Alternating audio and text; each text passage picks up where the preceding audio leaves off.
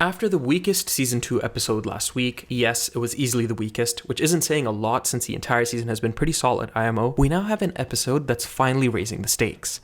Somewhat. Cake is finally being useful, Marshall Lee, my goat, finally got some closure with Simone, and Fiona, well, we'll get to her. This is a breakdown of Season 2, Episode 8, The Insect That Sang. The episode begins with a very brief origin story for the Heart of the Forest. Finally. We learned that long ago, there were these 3 bandits who sucked at their job. Then Spirit Warrior came along and led them to that ethereal deer who bestowed upon them great power. As we know, these 3 were the original Green Wizards. Apparently though, they need to be in close proximity to the animal to use their powers. So they decided to trap it. Really puts into perspective just how awful these wizards are. My question is, why did Spirit Warrior lead them to the heart in the first place? Why does it feel like he's planning something nefarious for his own gain? He also just disappears ominously after he leads them to the animal. It also kind of reframes what Huntress did in the beginning. In a way, her injuring it was probably the only way to set it free. Either way, it's a really effed up situation. The main plot of the episode has Fiona and Huntress getting taken away to Cosmic Court on account of the death of the Cosmic Owl. Finally, we're seeing the consequences unfold from that episode. This 100% confirms that Cosmic Owl is dead. Many people thought he was still alive, and that Huntress did in fact commit a cosmic crime. Interestingly, she's not taken to the Citadel, but given a trial. This is because Scarab witnessed them stuffing him into a clock rather than actually seeing her kill him. This got me thinking about when the Lich killed Prismo. He was immediately taken to the Citadel and not to trial. My guess is that the Citadel Guardians watch over everything, but since the entire Citadel went to shit in that episode, that means that some crimes can just go undetected? This is the only thing that makes sense to me. So Fiona pleads not guilty and calls Prismo to the stand. Call my fake dad! I actually love that line. And we see that Prismo is an emotional wreck. He says, I thought Jake was my number one,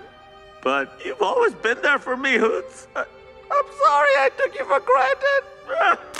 Man, we still need to find out about what's causing him to glitch. Orbo then says, Jesus, that's bleak. It's so weird to hear that in this show, because Adventure Time typically avoids real-world religious references, instead opting for, Oh, Glum, this can't be happening. Well, since Orbo is a deity himself, I guess he can say that. We also get one of Huntress Wizard's best lines. It's better now that he's gone. The whole idea of fate is BS! That is extremely in character for her. And so, when tensions rise, Fiona blurts out, Finn did it! Oh, no. This girl gets even more unlikable in this episode, by the way. That's not true! Hey! Cram it, Jawbreak! Warned ya. Look at Huntress Wizard defending the love of her life. But I just got a weird feeling. Like a gut voice telling me it was the right thing to do. Oh yeah, was it your gut feeling to do exactly what you do later too? I'm getting ahead of myself, we'll get there. Trust your gut.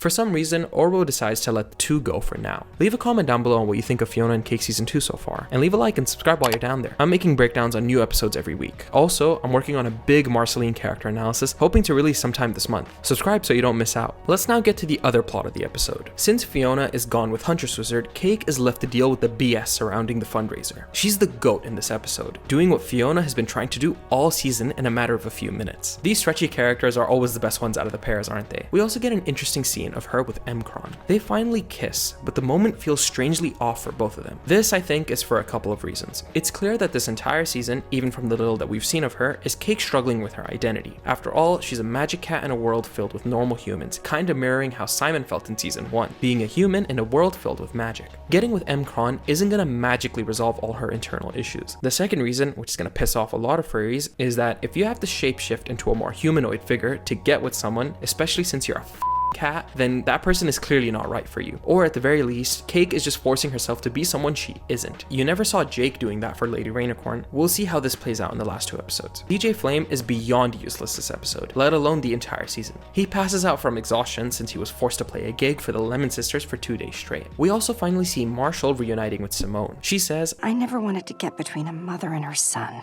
Just from that single line, she's already far more likable than Fiona. I love that Marshall lets Simone know that she's the reason he got into music. It again mirrors why Marceline got into music, to process her trauma and loneliness after Simon had to leave her. He eventually plays at the fundraiser, which somehow wakes up Flame. They actually share a wholesome moment where he says, Hey, great song. Thanks, man. Seriously, it really lifted my spirit. Fiona and Huntress Wizard come back, and Flame, being the douchebag that he is, comes on to her. She twitches, not out of excitement, but out of discomfort, signified by the fact that she sees the Winter King's zombified hand on her cheek. But instead of taking a minute to collect herself, she goes all in. And guess who witnesses it? Oh no. Oh great, Finn's dying, and we have a shitty love triangle plot for Fiona. Wow, this is garbage. You actually like this? Fionna runs off crying, not only because of what she did, but also because she sees that the fundraiser was successful without her. In response, she goes apeshit. Now, for a few seconds, I actually got up in my seat. This is an interesting development. To be fair, Fiona's breakdown was building up all season, so I think this makes sense narratively. The only thing that concerns me though, is when I look at her entire journey this season, I struggle to find a single likable quality about her. Well, there was that scene where she talks to Gary and Marshall separately about their relationship, but other than that, I'm just gonna say it, this girl sucks. If the writers are trying to make me hate her, then good job, but I highly doubt that's the intent. Are they trying to make me relate to her? If so, why didn't they bother making Flame somewhat likable? This guy is genuinely such an asshole. He doesn't hold a candle to Flame Princess, no pun intended. He's such a dick with zero character. I fail to even understand why he has such a hold on her. What? Is it just lust? Is it just that she finds him hot? I'm sorry, but I need a little more than that to be invested in this plotline. Now, it goes without saying, if you are invested in this plot, more power to you. I don't get it personally, but I'm actually really curious as to why you guys do. Like, genuinely no hate, leave a comment down below. But because of all the issues I've presented and the weak writing associated with these characters, I just feel like it's all so poorly handled. I don't even understand why people like Fennel so much. I don't know a single thing about her. What's her lore in this universe? Why does she look like Fionna? Fern actually had depth to his character where he just wanted his life back, to the point where he grew as his own character. But Fennel, there was a hint last episode that they have some sort of history. I've admired you for so long! Fionna though says, I just met you! I honestly wouldn't have minded if episode 7 showed us more backstory of Fennel instead of giving us a nothing burger. So when I see Fennel breaking down because Fionna kissed her boyfriend, I just feel like, oh no.